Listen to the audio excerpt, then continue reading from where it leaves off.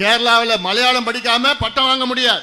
ஆந்திரா தெலுங்கு படிக்காம பட்டம் வாங்க முடியாது. கர்நாடகாவில் கன்னடம் படிக்காம பட்டம் வாங்க முடியாது. மகாராஷ்டிரா மராத்தி படிக்காம பட்டம் வாங்க முடியாது. ஒரிசால ஒரியா படிக்காம பட்டம் வாங்க முடியாது. மேற்கு வங்கத்தில் வங்க மொழி படிக்காம பட்டம் வாங்க முடியாது. மற்ற மாநிலங்களில் ஹிந்தி படிக்காம பட்டம் வாங்க முடியாது. ஏன்னா அவங்க தாய்மொழி.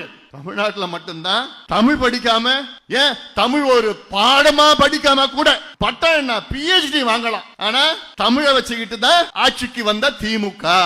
என்ன பண்ணீங்க? தமிழுக்கு மேடையில பேசினா போதுமா? கேவலம் தமிழ்நாட்டுல தமிழ் ஒரு கட்டாய பாடமா கூட இல்ல. ஆனா தமிழ் எங்கள் மூச்சு, உயிர் மூச்சு வாயில வருது அசிங்கமா.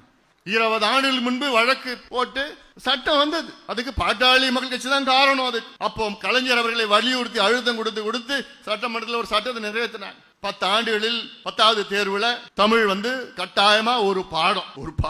அந்த 10 ஆண்டுகள் முடிந்த உடனே அப்புறம் வழக்கு போட்டு நிலுவையில் இருக்கு. இன்னைக்கு 20 ஆண்டுகளாக உச்ச நீதிமன்றத்தில் நிலுவையில் இருக்கிற வழக்கு. என்ன வழக்கு?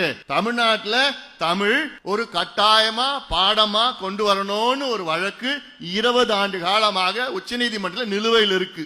எல்லாத்துக்கும் உச்ச நீதிமன்றம் ஓடுறீங்க. உங்களுக்கு ஊழல் பிரச்சனைனா உச்ச நீதிமன்றம் போய் ஸ்டே வாங்கிட்டு வரீங்க.